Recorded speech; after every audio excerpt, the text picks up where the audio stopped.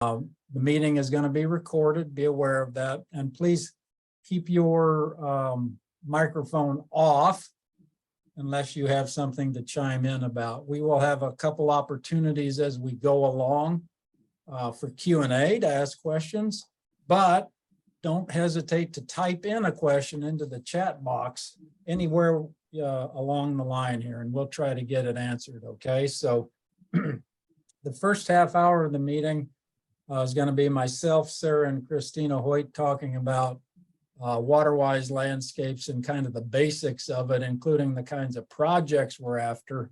And then the last half hour, we're going to let Bob Henrickson have fun showing you some really cool plants that are available and that he would recommend for use in wetland planning. So that's our goal for the day. We have a couple things to try and get done here. We want to make you aware of Waterwise Landscapes funding. That's a program that the Nebraska Statewide Arboretum was really fortunate to get funding from the Nebraska Department of Environment and Energy. And we've got a 3-year initiative now to get Waterwise Landscapes done in communities. It's really going to be an important aspect of what we do in the next couple of years. But we want to make you aware that we are fortunate to also have grant funding from the Nebraska Environmental Trust for projects we call Greener Towns, and also Trees for Nebraska Towns. And we're going to use these fundings and funding sources kind of in cooperation with each other to make projects happen all across the state. We're emphasizing Waterwise today, but we'll be back next month and we're going to talk about Greener Nebraska Towns and Trees for Nebraska Towns. We anticipate this being a monthly webinar, so look for it. And every month we'll kind of rotate a new subject and get subject experts on here to talk about the cool work they're doing and the things happening with the Nebraska Forest Service and the Nebraska Statewide Arboretum. So thank you for tuning in today. I'll just maybe emphasize a couple things right up front here before we get started. We talked about the programs being recorded. One thing I want to emphasize right up front for all the projects we ever talk about, it's easy to dream these things up and make them look good on paper and to get money to plant stuff. The hard part is managing them going forward. Christina's going to show you some really cool project photos, and they look wonderful, but just beware. If they look wonderful 2 or 3 years later, there are people working really hard at it. And so work that into your thinking about any project you might be wanting to do. There are ways to reduce maintenance inputs. So just think about it. Do you want it to look like a manicured garden or maybe more of a natural area? You need to be aware of that up front going in. And of course, that's site specific and other things like that. So I just wanted to emphasize that right up front. And then the other thing I'll do right quickly here is share with you a couple of documents. I'm going to share my, yep. Okay, can you see that? I hope you can see my shared screen. I'm just showing you the plan, what we call from the Nebraska Department of Environment and Energy, the non-point source pollution management plans districts. That's a mouthful, isn't it? But what you can see on this map, the colored areas are the watersheds in the NRD districts where we are allowed to do Waterwise partner community work. It doesn't mean that we can't do a project in other areas, but we are emphasizing these plan areas. You don't need to worry about that on your end, but we do need to worry about it on our end. So we definitely want to be working in these watersheds where they have plans approved already. Okay, does that make sense to you? I'm not going to touch on that any more than that. Don't worry about it on your end. But if you're in and out a non-plan area and are trying to do a Waterwise project, we'll probably push you into the Greener Towns funding. I hope that makes sense. And then I'll switch over to another document here that Sarah Buckley produced. And Sarah put this together to let us know just what happens in the Waterwise Landscapes partner community effort. We are talking today about implementing Waterwise projects, But what we want to have happen concurrent with that is the recruitment of up to 10 partner communities in these watershed districts I showed you that would be willing to help us do outreach and education in those communities. And if you do that, so if you help us host a workshop, maybe do some hands-on training, help us with some videos and signage, we will have grant funds available for you to help implement homeowner scale projects like rain gardens and things. So please, if you can represent a community and are interested in partnering with us, let us know. We're already probably signed up with Fremont, Norfolk, and Auburn, so, and possibly Fairbury. So they're coming on board. Yeah, you can really help make a difference in your communities and help us out a lot. So I just wanted to emphasize that. We're not going to waste any time on that. With that, have I covered everything introductory, you think, Sarah? I think so. There's just one question. I know you didn't want to dwell on the map, but people who are concerned when they see their community or their NRD is not on the map. Can you just address? Yeah, like, I see. You know, that Alan map got Rossler. given to us. Yeah, Alan, really good question. I had a discussion just yesterday with the Department of Environment and Energy about Kearney and Grand Island. They are not in approved districts for some reason. I don't know why not. So that's going to make it a little harder for us to work in Kearney and Grand Island, but not impossible. We can still do projects out there. So don't worry about it on your end, but I hope that makes sense to you. And yes, Alan, the recording of this will be posted online as a YouTube video, and we'll let everybody know about that. So I've already talked longer than I wanted to. We got a lot to get done here, and I'm going to turn it over to Sarah. Sarah, do you want me to let people in as they're coming? Yeah, if you don't mind taking over that. That'd be great. All right. All right. Take it away, Sarah. Okay. Hi, everybody. I'm going to talk about mostly the project funding side of these programs we have going on. I know Justin will spend a little more time on partner communities at another time in the future, but most people want to know how they can get funding to do the project. So when it comes to that map, those highlighted areas are where we're going to spend money from a program called Waterwise.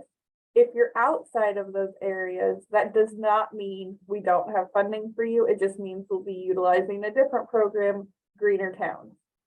Yeah, this map. So we didn't want people to worry too much about this. This map matters much more when it comes to the partner community activity. So I'm going to share my screen and go through how to apply and the different funding programs that we have available on the plant side. We do have trees for Nebraska towns and fall-free trees. You know, as usual, we're not going to focus as much on those today because the deadline to apply for those is coming up in 2 days. And I know that Kendall, who administers those programs, has said that if you just found out about them and you're interested, there is some flexibility there. So get in touch and we'll connect you to Kendall and you can talk about tree planting. So we're going to focus primarily on the landscape planting grants, and those can include some tree planting as well. So this is our website, plantnebraska.org, where you can find all of these programs and the application materials for them. You can just go right here to grant funding, or under what we do, we have a page called project funding, where we can run through each of the programs. So plant grants, we're in, I think, our 4th year of doing these kind of mini projects. Plant grants are very fast projects. If you need less than $5,000 in assistance or around, 1,000 square feet of planting space, this is the grant for you. Plant grants are there's no formal design to them. There's just a discussion between you and me or you and Justin on your site, what you're trying to do. And we bring half a truck or a full truck of plants. We lay them out, your volunteers plant them, and we split the bill. So very fast, minimal paperwork, minimal application materials. We're gonna do these plantings twice a year, in the spring and in the fall. So if you're applying right now, you could be planting this fall. Or you could be planting next spring. They do have to be public site. I guess the way we say it is it needs to provide clear public benefit. That doesn't mean your front yard that everybody looks at, but that can include homeowners association areas, right of ways, schools, parks, things like that. We just need to be providing a benefit to the community. And the application is very short and quick. We just need to know when you're wanting to plant, how many plants you need, and a little bit about you, your contact information, and how the project will be publicly beneficial. And that'll come straight to me, and you and I can talk about when we'll plant and what we need to do there. If you're doing a larger project, we have Greener Towns and we have Waterwise. We'll go Waterwise first, since that's the topic of the webinar. Within this page, if you're just here for funding, this apply for Waterwise project funding link and the Greener Towns apply for funding link, they're going to take you to the same place. It's this little introduction form that comes to me, tells me your name, email, a little bit about what you're trying to do. I'd like to have a conversation with you before you get into the large application, just to make sure that we know what's going on, that you know what you need to have planned before you're filling it out, that you don't in fact just need a plant grant and can skip all of this extra paperwork. That's been saving a lot of time and confusion for projects this year that I've been having a talk with everybody before they start the application, just to make sure they're ready to go. Also on this page, we have information about why being Waterwise is important, why Nebraska's water resources matter. We have some projects, past projects that fit the Waterwise description so that you can get ideas. And these posters also include the money spent, the hours spent. They just give a nice idea of what it takes to implement one of these projects and what they could look like. And then this community resource page does not exist yet, but this is where we're going to collect, hopefully, a lot of different organizations' resources and connect you to people like Extension and other people who work in stormwater and share resources that can help you plan, but then also more importantly, take care of these working projects. Because like Justin said, a working landscape takes some work on your part as well. Greener Towns is very similar. A lot of you are familiar with this program that's been going on for several years. We've got the same thing. Why are Greener Towns important? Let's see some past projects, and then what it takes to apply for funding. And Jennifer, I see your question about match, and I'm gonna get there. So let's see. Our focus for really both Greener Towns and Waterwise to some extent is we want to be planting big trees, we want to be planting for pollinators, and we want to be planting Waterwise landscapes. Almost every project is going to fit into these big focus areas in some way. That doesn't mean we're not open to other ideas. These are just some of the goals Justin and I have identified this year. We really want to make sure we're doing a lot of planting in these areas. This tell us about your project link is the same form we talked about earlier with Waterwise. After we chat and we've decided that you should in fact apply for funding, this is the page I'm going to send you to where you can look over the rules. That's kind of what can we actually reimburse you for? What are we asking of you?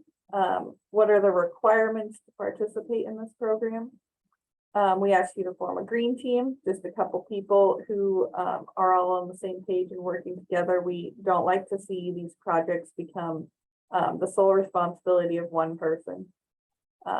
So we've got some help for your design. When you apply, you do not need a final design done. You just need an idea to show us on paper a sketch of what you're planning to do and an idea of your cost. Because without an idea of cost, we can't decide how much funding to offer you. But we don't need a final from a designer landscape design complete. You will need to fill out the budget table before you begin the application. And you will need to download and sign the program agreement. So I think I'll need to reshare so you can take a look at this budget and answer this match question. All of our programs come with a 1-to-1 match requirement. So for every dollar we spend on the project, you need to spend $1. That does not all need to be cash. We do include things like donations and share screen too. Donations, volunteer hours, in-kind materials and equipment time that people have offered you. What we ask is for every dollar in this green column, that's money paid by us by either Greener Towns or Waterwise, that there's $1 in one of these blue columns. Half of your dollars need to be paid. So that's cash that comes from your budget, your fundraising, another grant that you've applied for, that comes from a separate funder than ours. And then half of your dollars can come from these donated items and volunteer time, donated equipment hours, things like that. What we will talk more, I will make sure before you are starting the application that we've talked through this budget a little bit. It looks real complicated when you glance at it. It comes out pretty simply. There's just no real easy way to explain that. But for every dollar we give, we need $1 from you. 50 cents has to be cash, 50 cents can be more cash, or it can be donations and in-kind. So I'm gonna not take up too much more time. If there's any questions anyone has at this point, otherwise, I'll make sure I'll put my email in the chat and you all have access to me through that form as well. And I will try to be with everybody as you go through application. So otherwise, I'll pass on to Christina. Thanks, Sarah. Great to see so many familiar people on the call today. Let me just get up my PowerPoint here.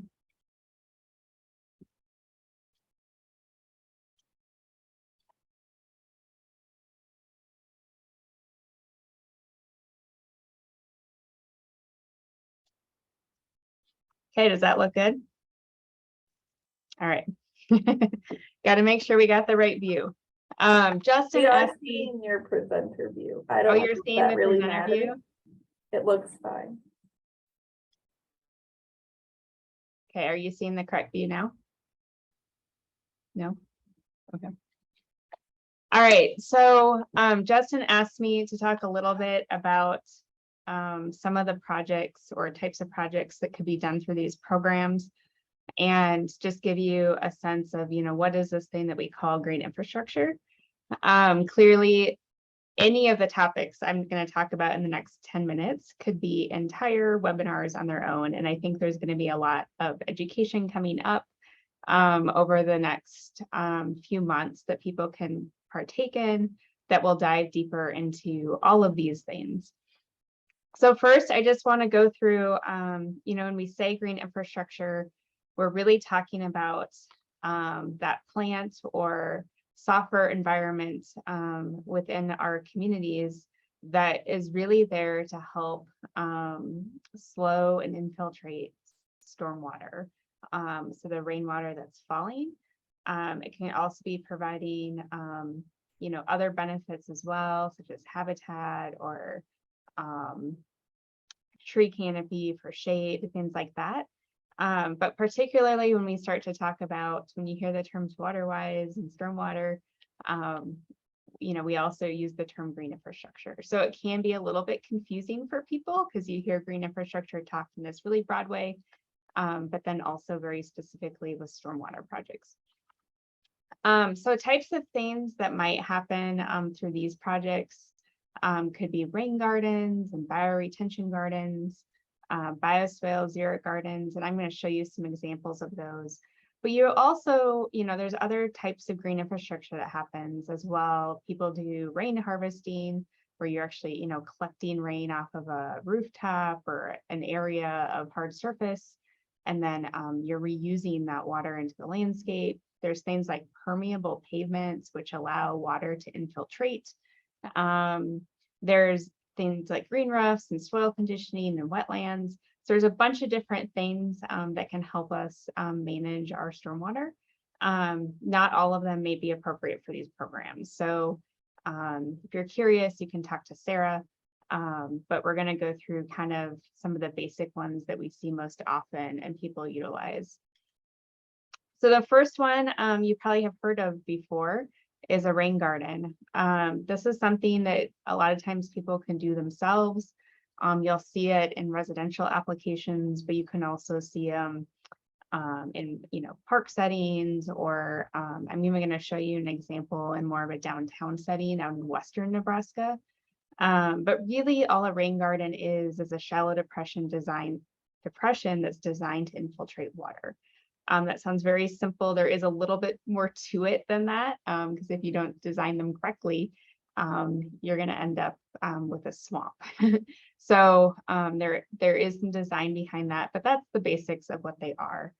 And you can see, here we're actually kind of directing the water from a house. So you can think of water running off the roof and into the gutter and out the downspout. And maybe typically you might have put that on the driveway or on the street.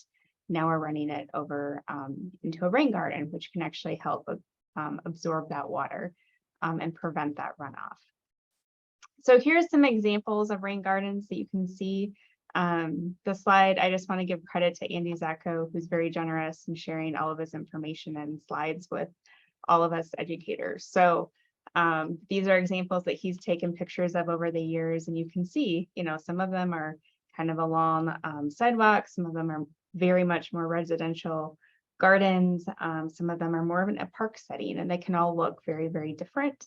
They can have different levels of management depending on the aesthetic you want. And then they're designed to really capture that water and infiltrate it into the soil. Here's an example of a rain garden that's actually in a very, very public setting in downtown Scottsbluff. And the reason I wanted to show you this one is kind of how we design these things can change depending on the area of the state that we're in. So very little rainfall out in Scottsbluff. So they're actually able to put a rain garden in an area that collects water off a parking lot, which isn't as typical of something we can do in the eastern part of the state, just because of the large quantity of runoff we'd have. Many times in our more public areas, some kind of bioretention system is used to collect stormwater runoff. You think just the quantity of water that can come off in one of our storms in central Nebraska and eastern Nebraska, from parking lots, from roofs, it can really be a lot at one time. And so usually there's some kind of under drain that's designed into these gardens that can be open and closed depending on how much rainfall happens. Again, this just helps make sure that we're able to drain these things. The plants are able to survive over time. So there's a little bit more engineering involved. So you can think of a bioretention system as a rain garden with some help with an underdrain. They really can look beautiful in areas. Here's an example of one that's up at MCC in Omaha, collecting water off of a really large area and redirecting it rather than going down into the storm drain, which ultimately ends up in the Missouri River. Here, it's able to infiltrate into this green space. And in this particular case, it also doubles as a learning laboratory for the students at MCC. One of the other terms you might hear is Biosoil. This is a really common project that we have people do. So Biosoil is a shallow channel, and it's designed to slow and absorb rainwater runoff, but it's also designed to move it over the landscape. So typically there's some slope involved. You need a little bit of a slope to be able to move water. But here's an example of a big bioswale that captures, all of that water from the parking lot and the adjacent buildings. It slowly moves through that bioswale before it empties into a creek. So this is an example of some kind of project you might do where you might want to be helping prevent erosion or some other things happening. And you have this kind of long linear space that would be appropriate to put in a bioswale. Another thing that we see a lot and would be appropriate for a Waterwise project is turf conversion or xeric gardens. So replacing any high water use plants with low water use plants. This can look different in all different ways. Are you seeing the same slide as I'm talking about? Yes. Okay, awesome. All of a sudden I was like, am I doing this wrong? So you see this a lot. Here's an example of a lawn, which is a very irrigated lawn. It was a highly maintained lawn where they actually took some of the lawn out and they put in blue grama, I believe. And they converted the lawn over. So you see things like that. I've always loved this example that we did years and years and years ago. I mean, it's been like 20 years now. In Alliance, Nebraska, where they had an area that was all annuals. They planted it every single year, was super high water use, and they converted that all to perennials and grasses that were low water use. So that's a great example of helping save water and changing kind of the use of our landscapes, the type of plant material to make it more sustainable. And something we forget a lot as we talk about stormwater and we talk about green infrastructure is just our community forest. So when we think of our community forest, and particularly with stormwater, I think about our tree canopy that is over impervious surfaces. So these are our street trees and our parking lot trees and our any tree, like trees over buildings that can help slow the water. And so trees do a great job of intercepting that rainfall, slowing it down. Some of it's absorbed by the roots of the trees. Some of it, is going to run off, but maybe with a slower velocity than it would have otherwise. And so that could be a really great component too, as you're thinking about how to make a great waterwise landscape. And it can certainly be a component along with any of those other things that I showed you earlier.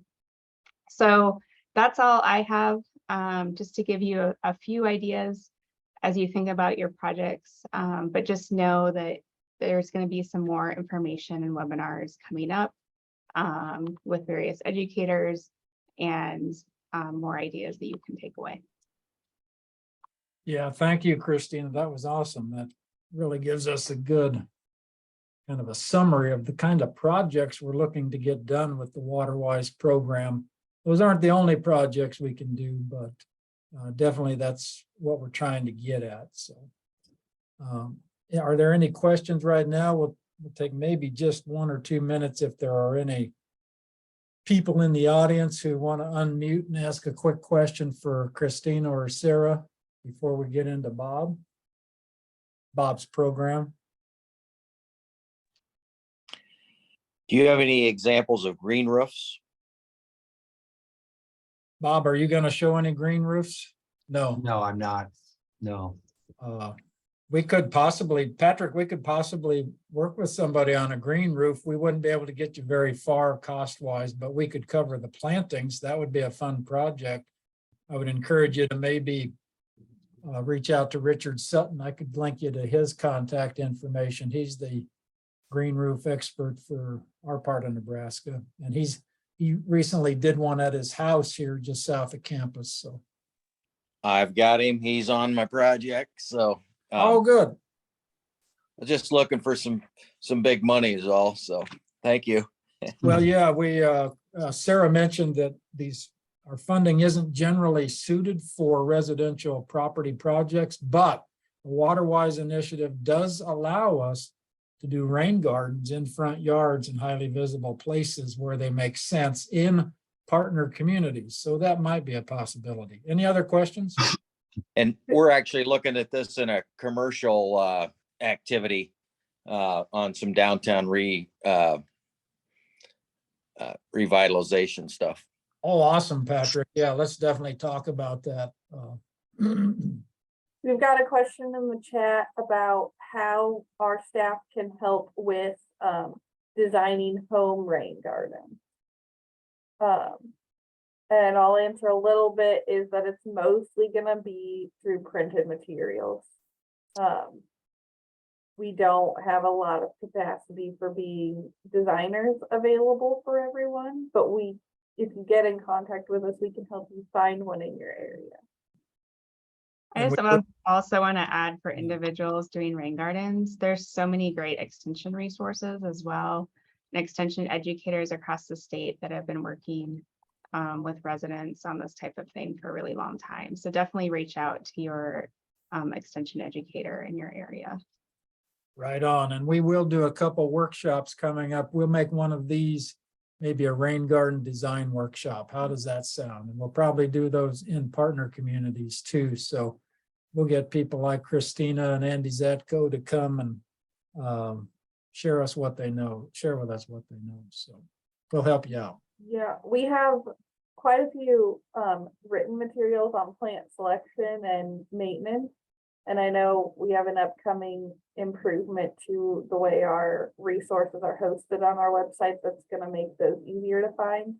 And then through this Waterwise program, we are working on a few new publications. And I know I have 2 of them that I'd like to gear toward helping homeowners design and take care of their spaces, just because that's not, a service that we can offer to everyone. Do you have anything to add, Justin, on designing? Yep. Okay. That sounds great. Sarah's really good at pulling good documents together. So pay attention to Sarah and I, our outreach, and you'll get a lot of good information. I can put you on a listserv. So send me an email and I'll make sure, and Sarah will too, that you get everything. Yeah, we can't do it for you, but we're gonna do everything we can to make sure you can do it. Or if you just want help connecting to a designer, we can help you do that too. We can help. We can also review and give feedback if you send us a picture of a design or something. I'm happy to critique it for you and give you plant. Anytime I'm happy to help with plant selection ideas and any of that. Alan just added a comment to reinforce Justin's point about ongoing maintenance.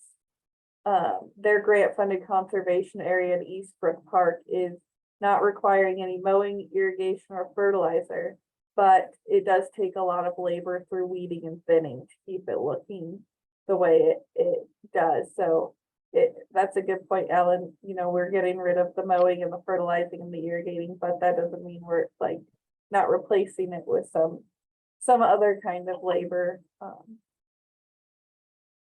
Yep, good point, Alan.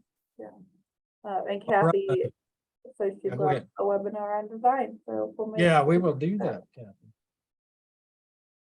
Okay, we're a little pressed for time today. We definitely want to show you some pretty pictures of plants, and Bob Henrickson is here to do that. Bob Henrickson is the horticulturist with the Nebraska Statewide Arboretum, and it's you'd be hard pressed to find anybody who knows more about landscape plants, including water-wise plants. So Bob, you can take it for the next half hour. We'll probably go a little over 1 o'clock, and people, if you have to leave before the end, just leave, but we'll probably go another half hour from here. So.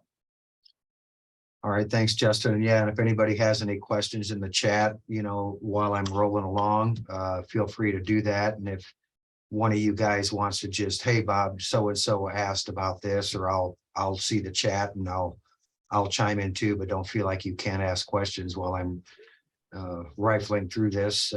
If anybody's heard me talk before, how I roll, right, Justin? Yeah.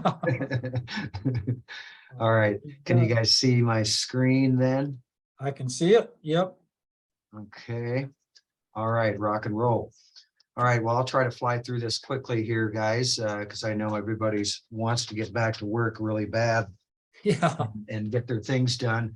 Hi, everyone, and I see Andy's listening in, so I better be careful and talk about sedges the right way. And good to see a lot of those names out there. I just wanted to throw this up first. You know, what does it look like in an aquatic area, right? We have submerged plants, plants that root themselves into the soil that are submerged, plants that float on water, and so-called emerged plants that are in the littoral zone that are kind of, those are the plants that you can kind of think of right along here that are kind of our rain garden plants, those species that grow along the water's edge, where those plants have experienced periodic flooding and periodic drought. And that's basically what rain gardens have to put up with, and a bioswale. All of these things have to be able to tolerate dry conditions as well as wet conditions. So basically what we're looking at for rain gardens are what we define as lowland prairie plants. Prairies, there's upland prairies, there's sandy prairies, there's rocky prairies, there's tall grass prairie, short grass prairie, mid-grass prairie, all sorts of different prairies, right? So we're kind of referring to those prairies that grow in low areas that, again, have periodic flooding, periodic drought, and these plants have developed adaptations to be able to survive in any of those conditions. But basically what we're looking at is deep-rooted plants that have an extensive surface roots that act as a filter. So we're looking to filter this water, not just capture it from a parking lot or a rooftop, but before that water soaks in, it's being cleaned and filtered through the plant material's roots. These plants can survive at least 24 to 48 hours underwater, and then can handle those dry periods between rainfalls. And these are the plants we typically put in the middle of the depression where they get the plenty of water, and then more drought tolerant plants are put around the border where the water won't pond. And if you ever seen this image of a typical prairie root system, all of the roots kind of giving back to the land, it's been shown that a third of these root systems will die every year. And when those root systems die over the winter, new root systems are grown to replace those, but those dying root systems develop channels and openings in the soil. So when we do get those 4, 6, 9-inch downpours, the water is actually allowed to infiltrate through those dead roots, opening those channels in the soil, versus turf grass, where 90% of that water runs off that hard compacted turf. So that's what it's after, is capturing that rainfall through that matrix of roots. I'm going to show you a few examples. We've come a long way in our rain garden design. This is kind of typically what was happening, where you have your inflow coming in here in this dry stream bed, the water flows through and pools up in here. And with these 4-inch downpours, the water was coming in and basically overflowing the dam and knocking out all the wood chips. So, you know, and the plant material was another issue. Sedges were being planted, but they are often from China or Japan, and native species really weren't being used that much. And when you had a rain garden that was being toured and looked at, you had a lot of wildflowers, but not a lot of grasses or sedges. At the base, if you see, you can see the soil here that has a wood chip mulch.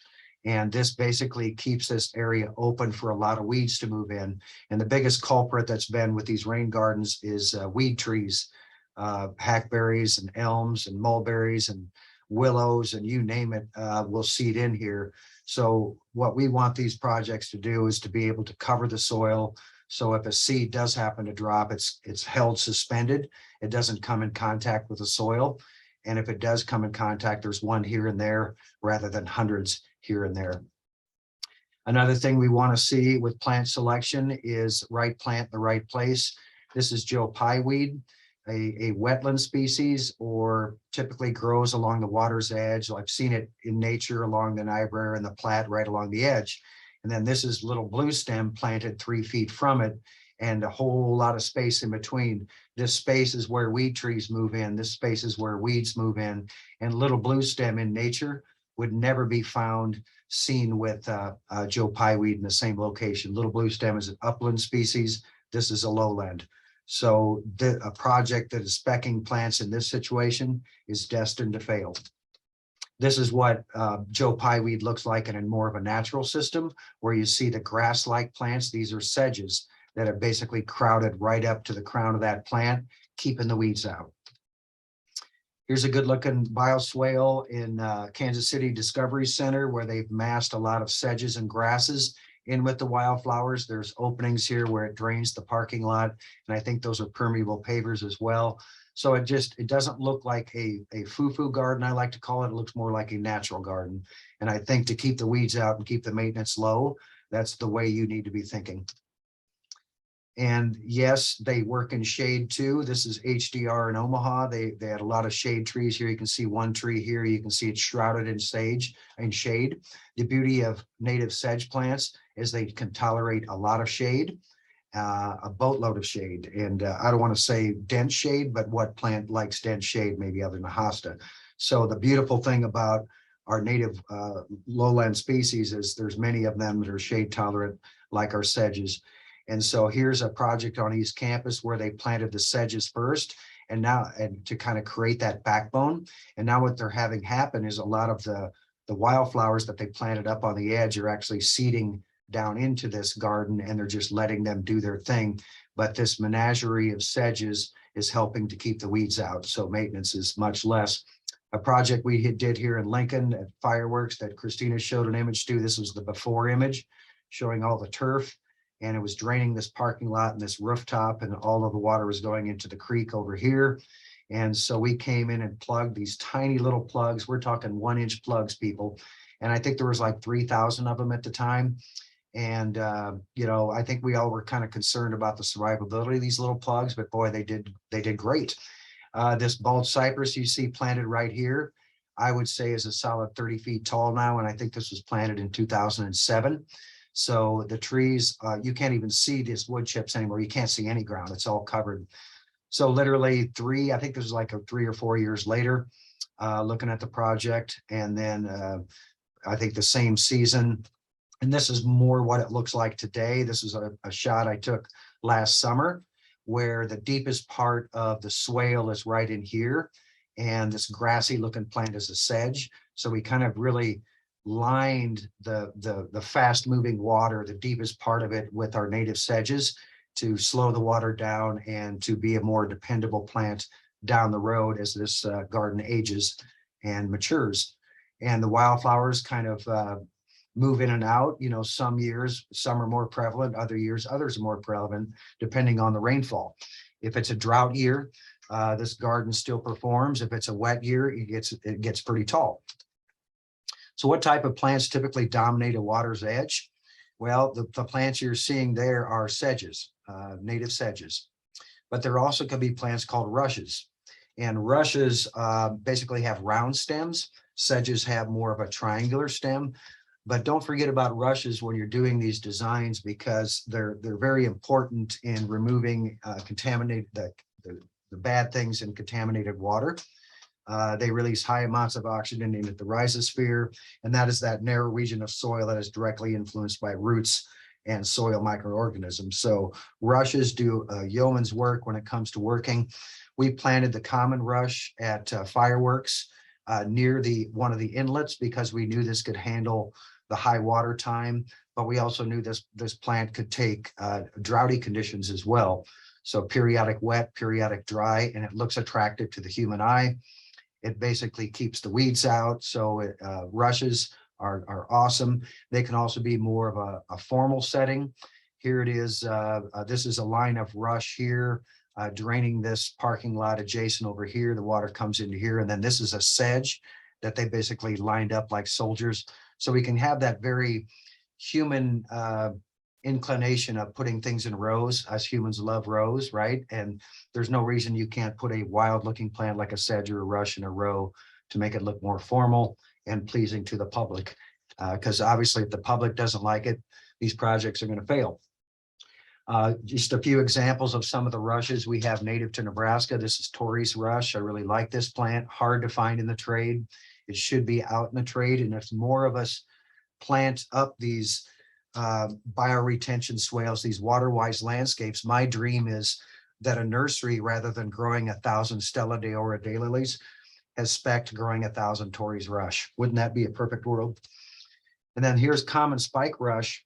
Justin and I were at Morton Arboretum in Chicago, and at the time, this area was experiencing 9 inches below normal rainfall. And right now, if you're thinking it's dry in Lincoln, we're only around 2 inches or so below normal.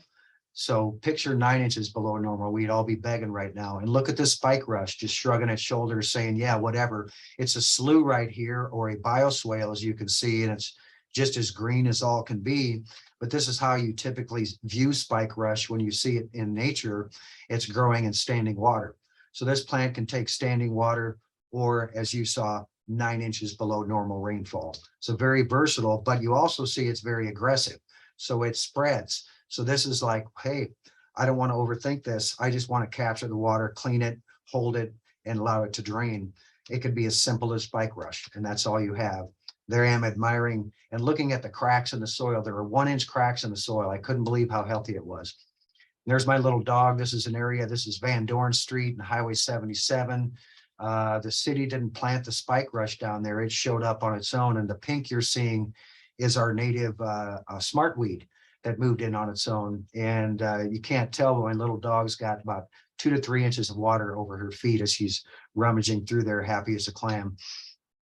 So why native sedges? Well, they take up contaminants in the water, like our nitrogen and phosphorus. That's a huge issue right now with algae blooms. You've probably heard about algae blooms, right? One way to prevent those algae blooms is to nip it in the bud and keep that water from getting into that lake.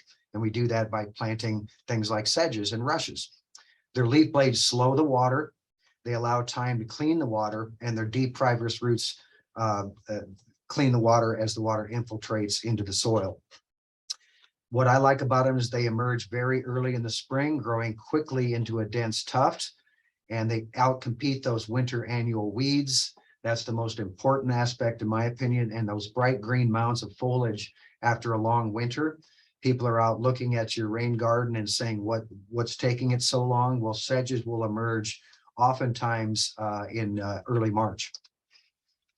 So they establish quickly, often reaching maturity by the end of the first growing season. They're best in the lowest part of the swale. But we know native sedges, guys, we have like 60 species in Nebraska. Some of them are dryland species, but most of them are wetland species, where they stabilize the soil, they act as a biological filter, and of course they provide food and shelter for wildlife. Waterfowl feeds on sedge seeds, as other songbirds do as well.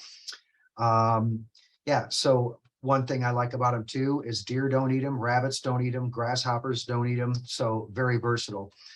So what I like about sedges is they choke the weeds out, they keep the weeds from growing, and they keep any aggressive forbs that you've planted in check. It basically keeps them from spreading in your rain garden, and that forms that lower canopy. So think of it as a green ground cover, allowing your other wildflowers to come through it. This project you see here doesn't have one sedge in it. I believe this is at the vet center in Omaha, or the vet hospital in Omaha. And Andy, correct me if I'm wrong in the chat, but I think this project failed after about 5 years. It was ripped out. When we were there, there were hundreds and hundreds of Siberian elm seedlings hiding in amongst the plants here. So who's going to go weed all those Siberian elms?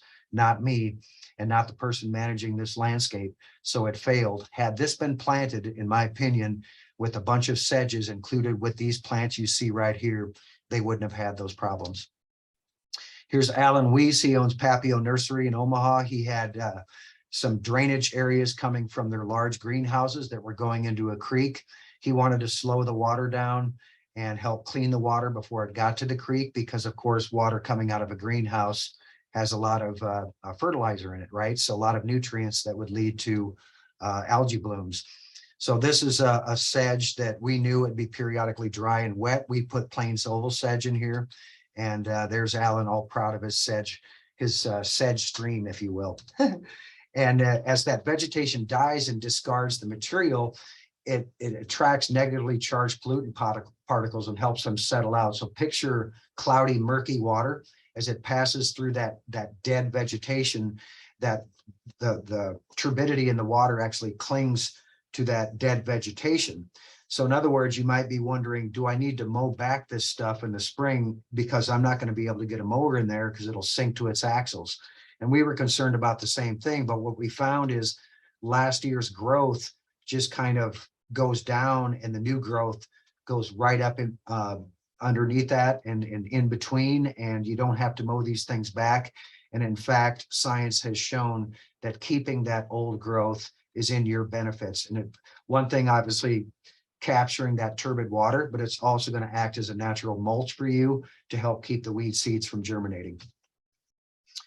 So, all right, I already had that. So here's one I planted, a bioswale. I planted it in October. This is spring 2010, so I planted it in October of 09. And the following spring, this is what the plants look like. By the next spring, 1 year later, the clumps were a lot bigger. So what you're seeing here, the leaves aren't even on the elderberry over here yet. So this is probably what, late April, something like that. So late April, you already have a lot of green in that bioswale. Well, by late June, this is a year and a half in the ground right here. So already it's covered the ground and doing yeoman's work. And then here we showed, as the water was coming in off the parking lot, the bioswale in action. Just some quick sedges to show you that, there's not a huge amount of difference between one sedge or another. The seed heads obviously are a little different. The texture of the sedge is a little different. Some of the leaves are wider than others. Some are very fine leafed. And this is one of my favorites, the Carex camosa. They look like little bristle leaf sedge or porcupine type sedge. Cute little fuzzy seed heads on them. And this is one tough sedge. It can take it dry, it can take it wet, long lived. It forms big clumps and it has an amazing root system. Palm sedge is kind of, when in doubt, add palm sedge. It will definitely do yeoman's work for you. It will cover the ground. It will seed around.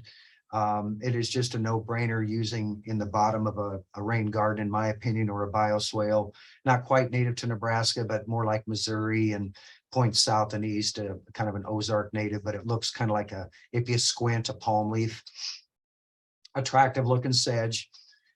And there's even a selection out there called Little Midge. This is a bioswale here at Hendrickson Gardens where they put in Little Midge. And there's no reason in between the clumps of these plants you couldn't plant wildflowers or something like that, right? Whoops, there's that one project again. So here's Shorts sedge, one I've become familiar with. I have this planted actually at home in my shade garden, dry shade. Plant's not skipping a beat, yet it's a wetland species.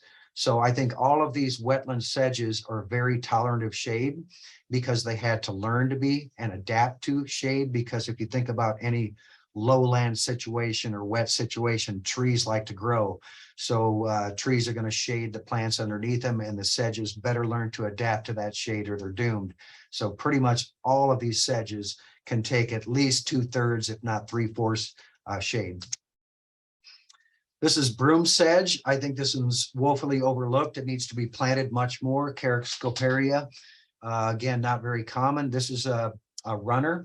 And what we mean is some of the sedges are what we call clump forming, or clumpers, I call them. And then you have runners, and runners will actually spread by rhizome. And the runners tend to be, you could call them aggressive, but they also tend to be more adaptable and just tough as nails. Can't go wrong with a good Broomsedge. So I'd love to see some Broomsedge used on some of these projects. It'd be fantastic to see. Gray's sedge probably has the coolest seed head of all the sedges, that Mace Club or whatever you want to call it. Gray's sedge, again, more of an eastern U.S. native, right on the fringes of Nebraska, but does great here. More of a coarse textured leaf on the Gray's sedge, but very attractive seed heads and a cool sedge to put in any rain garden. You saw the Carex camosa. It's a similar looking porcupine sedge, the Carex hystericina, another good no-brainer to use in rain gardens or bioswales. Tussock sedge is touted by a lot of ecosystem engineers as basically being the ecosystem engineer for wetland restoration, wetland plantings. Tussock sedge gets its name because if I stepped on this sedge right here, you see the standing water beside it. there would actually be a mound of soil right here. So what's interesting when and here I have it planted in that bioswale I showed you earlier. This is tussock sedge right in here, that fine leafed one. It's awesome watching this thing dance in the wind on a windy Nebraska day. But anyway, what happens is the root system of this sedge was holding the soil so intently that all the soil with this fast moving water was being eroded away. The only place the soil wasn't being eroded away was where the sedge clump was planted. I thought that was pretty impressive. So it forms these tussocks, if you will, because the root system holds that soil together. Fox sedge has become a very popular addition to rain gardens, probably the most popular, because it's a very attractive sedge. You can see here interplanted with flowers, but you see what that does for the human eye, that fine texture with more of a coarse textured wildflowers, and these things acting as that green ground cover is a very cool thing. Kind of that 50-50 mix, if you will, of sedges and flowers. And here where you can see where it kind of gets its name, fox sedge. Somebody squinted and thought it looks like a foxtail. Attractive looking thing. Its cousin, the yellow fruited sedge, is one of my favorites. So tough, so versatile, so easy, and so woefully overlooked and underutilized. So I hope yellow fruit sedge makes some projects as well. It's you'll be glad you did, because it's such an easy thing to take care of. Cattail sedge, the Xeric squaroso, I think has a very attractive seed head. This one we have planted down at the fireworks. It's doing very well. And then fringed sedge, you can see kind of the fringe look of the seed heads as they dangle down, another attractive looking sedge for the rain garden. And then this one is called Tollway Sedge. This is the state capitol, of course. This is the federal building here, and this is a runner. So it's not a clumper. So they planted it along this edge, and basically it filled the whole edge, and is now, if it wants to run this way, it's going to run into this line of sedge. And it's hard to see here, but this is all of this here is a line of a rush, more than likely the common rush. So a very formal looking planting at a very formal location, doing yeoman's work, draining this sidewalk and the building, all the water going into there. So this is what we typically see right after a project. Well, we can plant some things in projects like this where, you know, you don't have the budget to do plugs, and you don't have the manpower to do a whole lot of maintenance. Justin and I have talked for years about why not just put an aggressive grass in there that's just going to spread and cover the whole thing. And what keeps that aggressive grass at bay from getting beyond this point is the lawnmower. So it's just mowed. One of those is sweetgrass. It's becoming a very popular choice for people. It's short. It's aggressive, it runs, it's easy, it can be mowed if needed. And it's basically Mother Nature's blanket, as Native Americans caused it. Very, very important plant spiritually to Native Americans. I think it needs to be put back into our landscapes. And there it is with the seed heads. And after rain, you can just smell sweetgrass. It's an awesome, awesome grass. Then there's prairie cordgrass. You can see how aggressive it is, running right up to this curb edge. I mean, it will spread and then some. But again, it can be kept at bay through mowing, but no weed seed or tree sucker is going to be able to seed in amongst a patch of prairie cordgrass. And you can see why the root system of prairie cordgrass is like, man, amazing. Probably the most amazing root system of any grass I've ever seen. And it actually comes in a variegated form. The variegated prairie cordgrass Bluebird Nursery used to carry it, but they no longer do. Since Harlan's no longer with us, some of those things have been taken off the list. But I grew it in a pond, in a pot, and it did well. And then there's one called blue joint grass. Blue joint grass is our native Calamagrostis.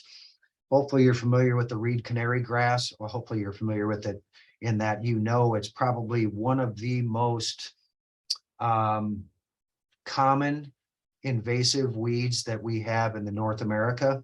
It has taken over all of our waterways, the reed canary grass, and the blue joint grass is aggressive. And I have people say I'm concerned about it being aggressive. And I'm like, well, either it's aggressive or the reed canary grass is going to be aggressive. You take your pick. Has a nice fine seed head on it, and they're kind of a blue leaf where it gets its name. Okay, I know it's 1 o'clock now, Justin. I have just a few flowers to show them if you want me to just rifle through the flowers. Yeah, let's do that. Maybe, does anybody have a question real quick? Bob, I'll ask you a quick question. Then definitely go through some flowers, but talk about availability of these plants, both as live plants and then do sedges or rushes or even blue joint grass or some of that canary, rip gut. Is that available by seed or how do people get this? Yeah, that's a good question, you know, and I think we'll be there to help them hunt down those plants, you know, and I think for all of us involved with these projects, it's becoming more aware of nurseries that are out there that are selling them. But I would say to you, you know, talk to your local nursery and depending where you're at, or maybe where they order their plants from, if the grower hears it, they will grow those plants, right? But what we often see is like if somebody's speccing a plant for a project and they want fox sedge, for example, don't just say I need 1,200 fox sedges and that's it. What a researcher found here at UNL, the more diverse the planting, the better it was at absorbing the water and the better it was at cleaning the water. So diversity is key in everything in life, but it's also key even amongst those sedges, Justin, where you're like saying, all right, I'll spec 200 fox sedge, 200 porcupine sedge, 200 of this sedge, 200 of that. And it's all going to kind of look similar to where your eye's not going to look, you know, that we all like that monoculture look because our human eye likes it. But I think if you mix up your sedges and rushes, it'll be hard for you to tell, but the wetland sure will know. But as far as, you know, doing it from seed, doing it from plugs, I don't have a whole lot of experience doing it from seed, really none. And I think these would be a good way with these projects to say, let's find a few and let's seed a few to see so we can answer that question and ask people that do this for a living, you know, what has been your experience with seed versus plugs? And I'm still convinced a little of both is a good thing. But one thing we can do, you guys, with these plugs is we get that base layer in, and then these plants are going to form seed heads, and that seed's going to drop.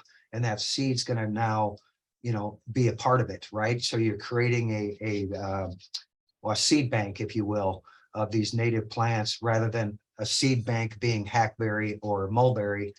Your seed bank is a sedge, right? Is what we're after. But yeah, in Nebraska, Bluebird Nursery offers some, but very limited. There's some native nurseries nearby. There's one in Kansas, Taylor Creek. There's Ion Exchange in Iowa. There's Prairie Moon Nursery in Minnesota.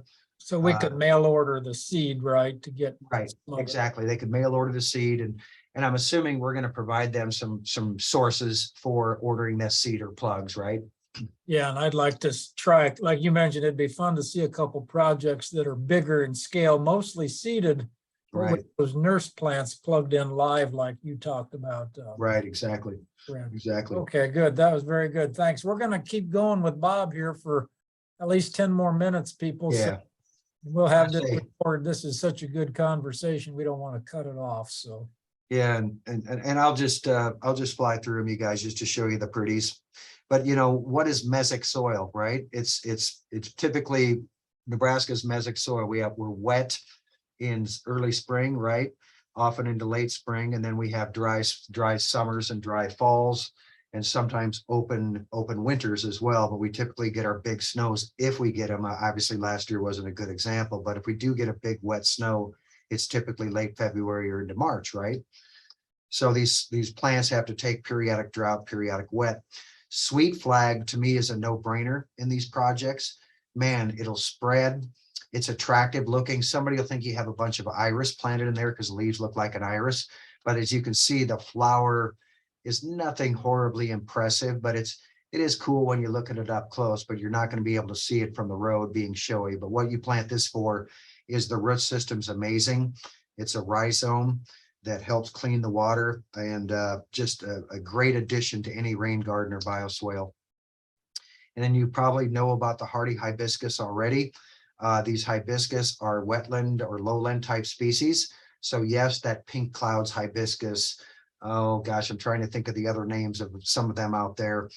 They can grow in those bioswales. They do great in bioswales and in rain gardens. So think hibiscus for those situations. And then you can have that loud foo-foo type flower to make the masses happy that they're seeing color in there. Swamp milkweed, probably the most popular addition to rain gardens right now in bioswales. My experience with swamp milkweed over the years is it can be short-lived. So it's one that you want to seed around. There you see the seed pods on it. You know, let those seed pods do their thing. And actually what I used to do is when I was managing a property, I would collect those seeds and just kind of scatter them in between my grass clumps because I wanted them to seed on their own. But I thought I don't want the seed to blow away a half mile away. I want to keep the seed in my garden. So I would actually hand harvest and sow those because I found swamp milkweed only lives about 2 to 3 years and then they're toast. There's a selection out there called Ice Ballet, which has white flowers that Bluebird Nursery carries. It's a really awesome one to mix in with the typical pink. And there a close-up is the milkweeds are pollinator, extraordinaire. The pollinators go crazy for them. And of course, we all know the monarchs need our help too, but so it's a larval source for monarchs. One of the prettiest and showiest, I think, for rain gardens is this lovely plant.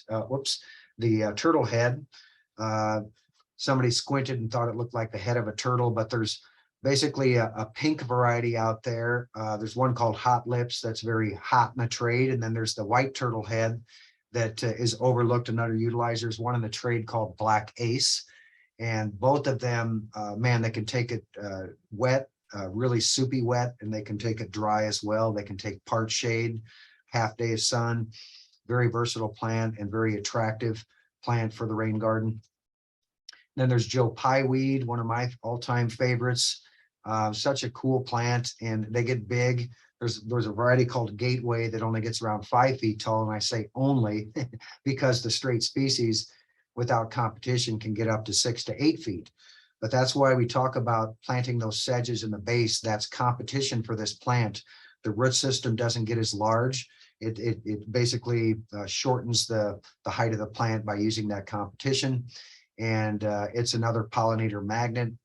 One of those heads can be up to 1 foot across with literally hundreds and hundreds of flowers in each head. So you can see the difference between a flower bud right here and an open flower right here. So, you know, dozens of little flowers right on a little cluster.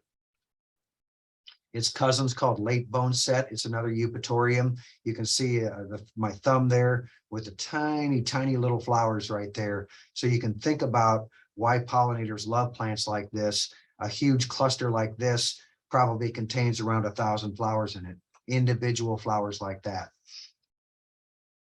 And then there's sneezeweed, horrible name for a plant. It doesn't make you sneeze. It doesn't cause hay fever. In fact, another name for it is Helen's flower. That's probably a more appropriate name. Sneezeweed was dried and they used it as a snuff back in the day. That's how it got its name. But here you see those little tubes. Here's a little tube with a little anther sticking out of it. That's a flower right there, you guys. So you can see just how many flowers have yet to bloom on this cone here. So some almost done blooming, right? Here's the buds about ready to open. And then here's some buds that haven't even started yet. And talk about a pollinator magnet. Sneezeweed is a top-notch pollinator plant. Easy to grow, gorgeous flowers in the fall. It blooms when the asters bloom. So it's a good addition with asters. And again, all sorts of pollinating insects go crazy for the sneezeweed. Oh, and I just have to quickly mention, you see this bumblebee here, all the bees, and if you've ever observed bees, they'll kind of do a quick loop-de-loop around a flower. What they're after is looking for the individual flowers. That's what they're hitting. And then you'll see their little pollen sacs that they put on their legs. The flower basically does that to guarantee repeat visitors. It might be cloudy that day, it might be rainy, but the flower knows I have a whole new series of new flowers that are going to open the next day. So these are all spent down here, and these are new ones opening every day. That's why you get a longer bloom time on what we call composite flowers. And here's a sneezeweed sited wrong. Somebody planted it next to a sidewalk and then probably complained that it gets too big and floppy. If it was planted in a rain garden with a lot of competition, this wouldn't be an issue. Cool plant that has winged stems, as you can see there up close. It's kind of hard to tell from this pic. One of my faves is our Nebraska native southern blue flag iris. And like all iris, the flower is fleeting, maybe only a week or two, or maybe 3 if you're lucky, but the foliage is what you're after here, that beautiful line in design, nice match with the sedges in the garden, but then that flower does its thing in the spring. And there's some insects on this right now. Bumblebees will crawl inside there. It's a good pollinator plant too. There we go. Not like, unlike our standard bearded iris, this one's actually beneficial to pollinators. So there's another name for it, just blue, there's northern blue flag iris, and then there's southern blue flag iris. Both of them are really, really good for Nebraska. Your gay feathers, there's a couple of species out there. The spicata is also called marsh gay feather. So it's a lowland species. It can take typical garden conditions. That's why you see it show up in Lincoln Landscapes so much, because if people have heavy clay that's over irrigated, the liatrus just shrugs its shoulders and said, hey man, I'm used to a lowland. I can take low oxygen. And that's what heavy clay that's overwatered is a low oxygen situation. That's why these plants thrive and are planted over and over again in gardens. Thick spike gay feather is another one, that the granddaddy of the gay feathers for the prairie. And this one's a little taller. The spicata I showed you here is more like 3 feet, whereas thick spike gets up to around 5 feet. Very similar otherwise. This is one of our favorite rain garden examples in Hastings College. This is their science building. Thanks to Will Locke for being the spearhead to put this rain garden forth. And they actually put a trail down in here where you can actually walk on pavers. And this whole huge depression here, which I think is about the length of a football field, drains this huge, huge building. So it's worked really well. So if you want to see a good example, go to Hastings College and set up a meeting with Will, and he'll tell you the do's and don'ts. The lobelias, great for rain gardens. They can take periodic flooding and drought. They tend to be short-lived, so it's another plant that you want to allow to reseed around, but that sky blue color is hard to pass up. And then this one hasn't been used a whole lot. I became familiar with this plant when I used to work at the fairgrounds. The monkey flower just has a cool name. Somebody, I suppose, thought it looked like a monkey. I'd have to look into why it got its name, but I was pleasantly surprised when I grew it in a water garden at the fairgrounds. It's seeded in. I had it in a pot in the pond, and it's seeded on the edge of my pond and didn't skip a beat in that dry soil. So Bluebird Nursery carries this one as well. The monkey flower. New England Aster is probably the most wet tolerant of the aster species we can grow. There's lots of dryland aster species. This is about the only one, not the only one, but close to the only one that is more appropriate for these bioswales and rain gardens. And then, believe it or not, we have a goldenrod or two that's lowland natives. If you look at the foliage of this plant before it blooms, you wouldn't even think it's a goldenrod. Not quite native to Nebraska, but eastern US, but man, is it an awesome plant. You can see the pollinators hate it, just don't want anything to do with it. And again, the foliage, very willow-like, if you will, right? There it is, just in the foliage, and there you can kind of see its native haunt. So not far away from Nebraska. In fact, it's more native to Lincoln than North Platte probably would ever be, as far as conditions go. And then the fireworks goldenrod is what I'll leave it at that, because this is a pretty popular goldenrod right now in landscapes. And fireworks goldenrod was actually found in a wetland in North Carolina. And Solidago rugosa, I think rugosa is the large leaf goldenrod or something like that, rough leaf goldenrod, that's right. So somebody found it in nature, named it fireworks, because if you just tried to sell something in a garden center that's called rough leaf goldenrod, you and I would walk past it every time.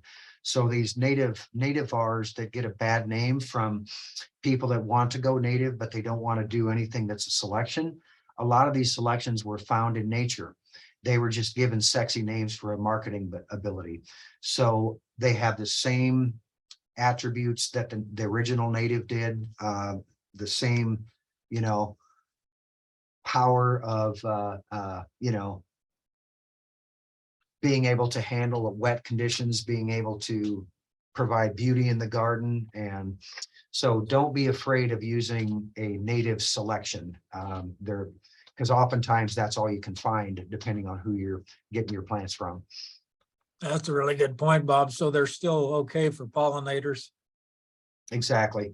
You know, the ones that gave all the other natives a bad name were the ones that were bred like hybrids, like the echinacea was really picked on, the Yeah. coneflowers, Yeah. and the ones with double flowers. And there's Right. some coreopsis out there with double flowers and some echinaceas. And what that does is it crowds out that central cone that I was showing you guys, those tiny little individual flowers, and keeps the pollinator from being able to get in there. And the reason the breeder does it is because it guarantees a long bloom time. Because of that crowded flower head, the flower is not able to pollinate itself. So it gets tricked into blooming because all the plants want to do is bloom, set seed, and I'm done for the year. They'll continuously bloom if they're not able to pollinate and set seed. Yeah. Gosh darn it. Mother Nature's cool. Hey, does anybody have any questions for Bob? Thank you so much, Bob. That was I tried to talk fast, but you know me, Justin. Yeah, you did good. That was awesome. Questions for Bob or Sarah or anybody?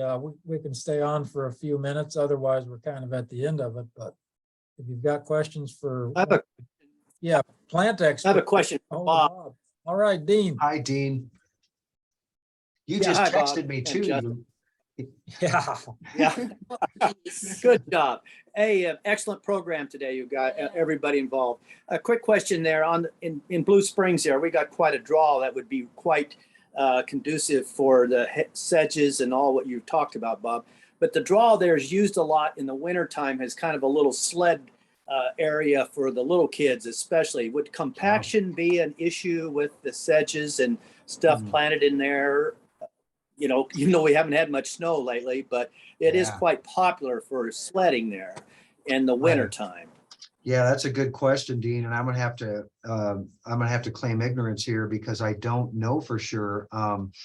You know, I don't think they're going to appreciate it per se, but because the soil's frozen, well, let's hope they're sledding and the soil's frozen, right? Yeah. I can't see it being, if it was a constant thing, it might be an issue, but you bring up a good point that I wanted to say, where I have seen these projects fail, you guys, and I've been involved with one where the weeds moved in, the reed canary grass moved in, that darn narrowleaf cattail, that's a very invasive weed, moved in, because the sedges didn't perform. And the reason the sedges didn't perform was the big equipment that came in there to do all the dirt work, the big road graders and maintainers, turn that soil to concrete. And we literally needed a pickaxe to try to get those plugs in the ground. And guess what? The sedges didn't perform very well, right? They grew, but they didn't thrive. That picture I showed you guys where like literally in a year and a half, they were mature in that compacted soil that we were trying to plant in. I mean, some of them never did reach maturity before the other things moved in. So trying to get it, if you had to have big equipment and a big project that really compacted that soil, however you can chisel that soil or get it broken up at least enough to get the crowns of those plants in, is going to make a big difference for the speed of establishment and then long term. But to answer your question, Dean, all you can really do is say, well, we're going for it and seeing what happens. Thanks for mentioning that, Dean, and Bob too. That site prep stuff is so critical to successful projects, and maybe something somebody could try is a cover crop for a year or two, let that die off, and then see if it helped a little. And any more questions? That compaction, oftentimes, as we all know, it's hard to prevent, right? I mean, they got to Yeah. get the equipment in there, but maybe you're working in a rain garden or bioswale where the soil's already there, the depression's already there. You're just making that depression into something, it's the constructed bioswale or the constructed rain garden is where we run into those issues. But I think your point is real good about these projects oftentimes need patience. We want them to look beautiful right up front. There may be a year of site prep involved in getting the soil ready and getting rid of weeds, some of that weedy stuff you mentioned. And then if the tree weeds come in so hard on some of these things. So let's make sure we do good site prep. no doubt. Just one other quick question on the sedges, and again, back to the prairie cordgrass and the blue joint grasses.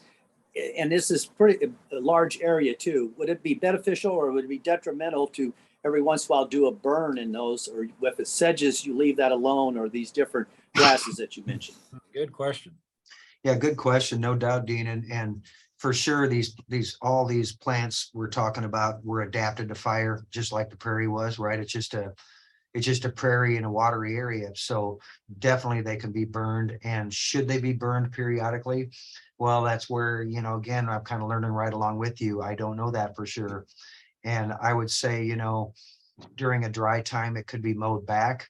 My goal is so they don't have to be, because again, I think that last year's growth, or that continuous growth there, building up that duff layer is a good thing for the rhizosphere, for the critters that live at that level, and keeping erosion at bay, and kind of a natural mulch, keeping the weeds out. So yeah, to answer your question, you can definitely burn it, but how often would you have to burn it? Gosh, you know, that's a judgment call, you know, 5 years, 10 years, right? Yeah, really good point. Yeah, how do you manage these grassy, sedgy, low areas? Because you can't just plant it and forget it. Every so often you'd have to at least mow it, right? Burn it, For sure. graze it. Maybe it could be hayed if it's a big area, or For sure. Yeah, and I've seen these sedges where, you know, you mow them down 3 times a year, you know, and they'll just kind of go, yeah, we got this. They'll come right back after you mow them, just like a turf grass would. So that's the beauty of it, is they can be mowed. It's just not a continuous mow, right? Not once a week, or, you know, but to tidy things up, for sure, you could do it in the spring. Then again, maybe late summer, you could do that to keep the weed trees at bay and other big, tall, aggressive things. You could use the mowing as a management tool to get these things established. does anybody have I got one more question for Bob maybe here, but I'd appreciate it if anybody else had a question, wanted to chime in. Bob, I'll ask the one I was thinking about, but sedges as the lawn alternative, do you, I Oh, see yeah. a couple species are better than others, and then how do you think about mowing?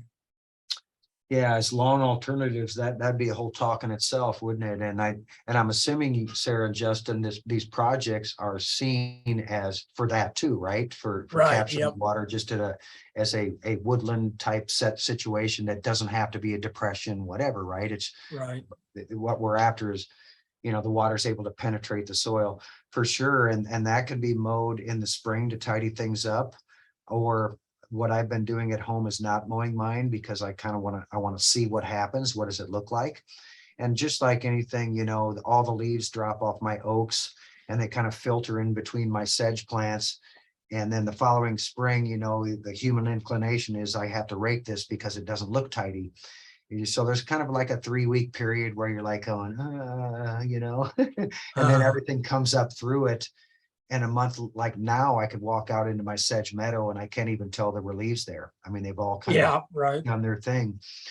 So, you know, it eliminates mowing, which leads to compaction under our trees. So if we're looking at ways to keep our trees, our big mature shade trees around a lot longer, soil compaction is a big issue. And if you're mowing under those trees week in and week out, year in and year out, don't tell me that soil's not compacted, because it is, just from your footprints. Not just, it doesn't have to be a big mower, just your footprints will compact that soil.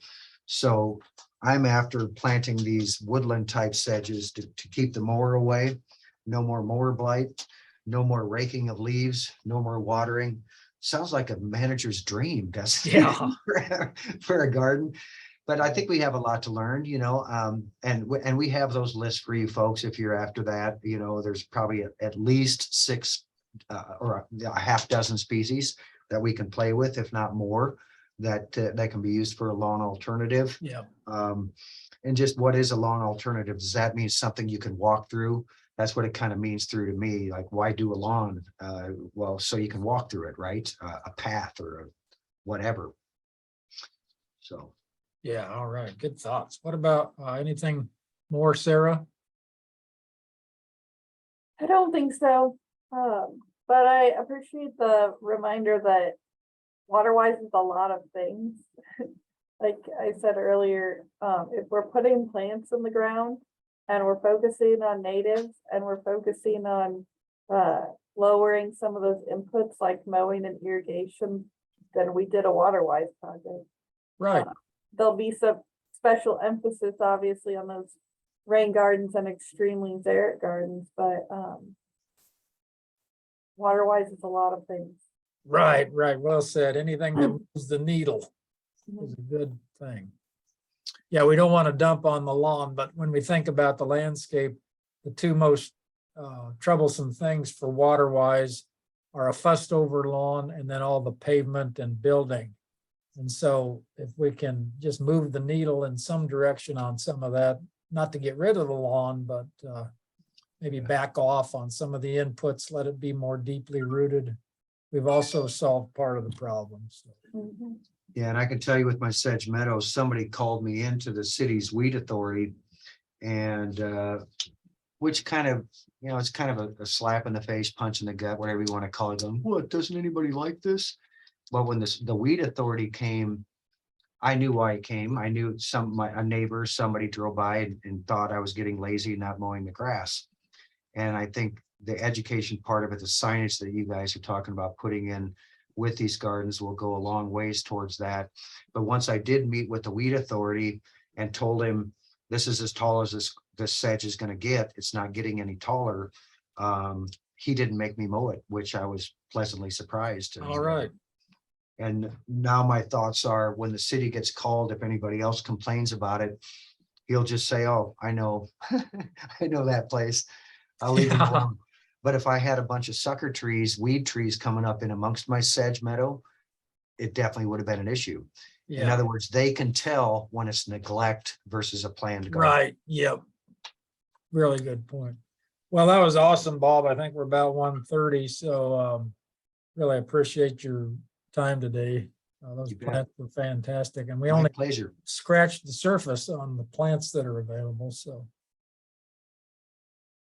And thank you, everybody else, for tuning in. Unless there's any quick questions here at the end, we're gonna stop the recording now and we'll be done with the webinar today. Please come back, watch for this space. We'll let you know, but probably later in the month of the next several months going forward. And let's just put it on the calendar. We'll do a rain garden design webinar at one point too, but we've got a lot of topics to cover. So send us your thoughts and what you'd like to see from a topic point too. So anything else, Sarah or Bob? No, All right, thanks, everybody. We will see you next month.